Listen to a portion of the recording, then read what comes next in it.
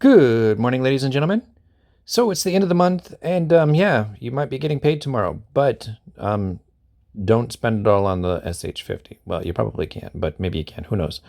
It's coming soon. I don't know. I'm kind of excited about it. It's gonna definitely be a tense time for top spenders, not me, but other people who are going to be more competitive in that, and we're gonna see who's actually going to be the first SH50, not me. Yeah, I'm predicting either Mortal 13 or somebody Chinese. Those are my, one of two predictions. And shout out to Yo, who needs to quit spending. And yeah, just a gentle reminder, you, because you actually do watch my videos, that yeah, stop spending, buddy. Save your money. And if you are going to spend, well, use Amazon coins just like Yo. Cough, cough. So yeah, I don't know. It's just been a couple days. Felt like saying hi to you guys. You know, the holidays are coming. And I know a lot of you guys are gonna be like, yeah, we know, but don't get SH50 for Christmas. Don't ask your parents for it. Like serious little kids, go ask for something else. I don't know, bike or PS5 or something. I don't know, anything but SH50. Even though we're all excited about it, maybe kind of sort of. So yeah, I don't know. I'm just saying hi. Things have been interesting. The company that I was working for, I'm not no longer working for them, and boy, I can tell you that the last sync up call I had with the air quotes boss, boy, that was tense. I mean, you could have just sliced the air. It was definitely a lot of tension in the air, and yeah, but hopefully I can get my head out of my butt and start being productive and moving on to the next thing soon. So some things are floating around, but we'll see. Nothing concrete yet. And yeah, I actually, in the process of, finding a job, air quotes, um, it's been interesting. And I reflect on this just a little bit for a minute here. Because if you don't think about it, just take a step back and say, okay, all right, what is my job? You have some sort of title. And then the reflection comes when you say, okay, what is the best, how do you describe the best qualifications for someone who's going to do your job? Maybe as an engineer, let's see, be technically competent. Maybe as a manager, it's somebody who's, effective at managing people. Well, what happens when you have both? You have, I mean, it's a very complex role and, requires a lot of experience and just various different things. And it actually took me a while to write down what I think encompasses like what a great CTO would be. And I'm not going to bore you with the details. Maybe we just touch on it a little bit. It's being neither too easily influenced or too difficult to influence, but being rational, objective, data-driven, and technical in decision-making process. And I know we're way off track here for King of Avalon, but just think about that sentence for a minute, because it's actually taken me quite a while in order to come to this definition. Because you have weak managers, easily influenced. You have managers that know everything, too difficult to influence. And I thought about it and I said, well, maybe I'm neither. Because me personally, if you said, hey, I can make something faster, I'm going to be all ears. And if you said, yeah, I just feel as left or right, like it's going to be impossible to influence me. My rationale is data driven or technically driven. And I thought, okay. So I'm neither weak nor difficult. Okay, I can live with that. And I started going down the list. And, leadership competent, technically competent, proven history of delivering results and handling the level of challenges required. This is a key one.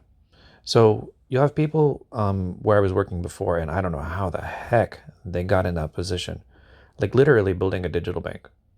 And I'm probably not going to say any names, but it's the most scary thing I've ever seen in my entire life, because you have people from the CTO level who's zero technical background, like none, zero. He was a CIO previously, which is basically head of customer service or something. I don't know, whatever. But he had like zero technical background.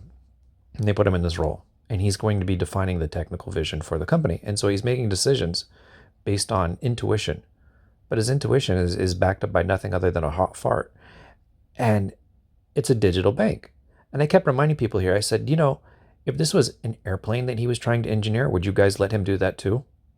I mean, like, yeah, just let somebody with no aerospace experience at all go in and design an airplane, right? And then just throw it in the air. We're going to do it in like 30 days. Sounds good, right?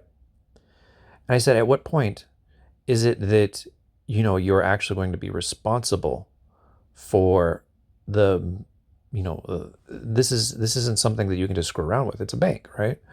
Like airplanes, banks, nuclear bombs, shit that if it goes wrong, it's going to be serious. But yet, people who have zero background experience, no qualifications for it whatsoever, they end up getting in these positions. And this fundamentally bugs me. I've seen this over and over again. I've seen, I've been on these interviews and people who interview me, I was like, how can this janitor, even interview me? He doesn't even understand a fraction of what I would need to do. How can he actually determine whether I would be qualified or not? So it's frustrating. And I came across a video yesterday, and I'm probably going to put it in the description below. And it's about how basically incompetent men end up in these these leadership roles. And it fundamentally comes down to they like to pick people who are confident.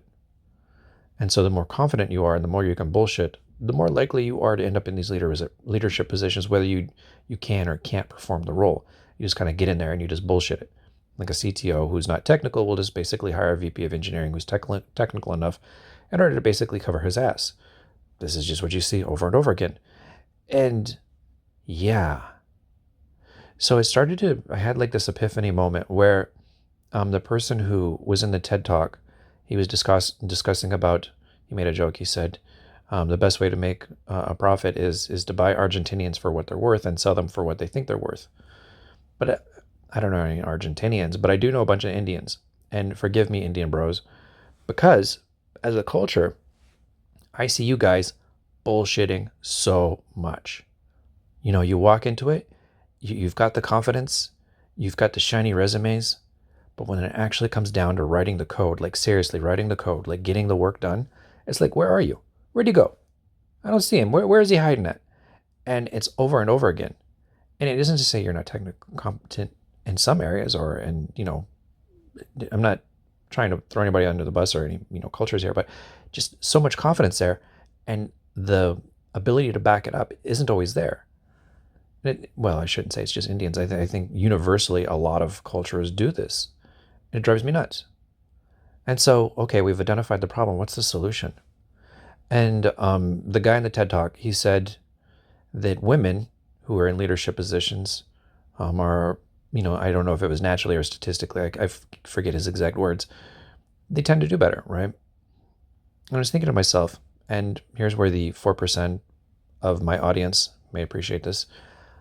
So one of the opportunities that I'm potentially looking at, it has the capability to mentor future CTOs, right? So I myself would basically not be a CTO, but I'd be teaching other people how to be a CTO. And I pitched the founder. I said, hey, I just watched this TED Talk, and it's just a smack me in the face moment. I said, why don't we just give this away for free? Because in the market, if you look around, and you can comment below, how many female CTOs have you seen before? I don't think I've ever seen one. Why? I can't think of a reason why not to. Why haven't I seen one? Is it that men are magically better at this? And, just, if I can be sexist here, I just don't see any reason for it. I thought, I'll be damned. Maybe. And so my big picture thought here is that if we actually mentored some really good quality, highly competent female CTOs, we put them in a small market like Singapore, because Singapore is just an itty bitty tiny market, would it be possible to disrupt the status quo and actually have it be so that we're raising the bar? And just let that sink in for a moment. Because what happens if 5% or 10% of the CTOs out there were women and really highly competent, right?